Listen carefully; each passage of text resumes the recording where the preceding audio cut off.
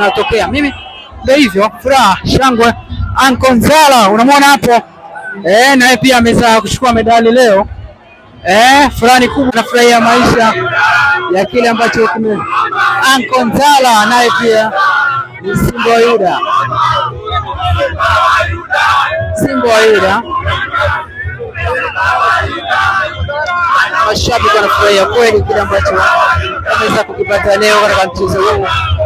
Simba wa Yuda mwacha ngurumo, hakuna namna. Ushindi ndio unaponoga hivyo, furaha ndivyo ambavyo zinakuwa.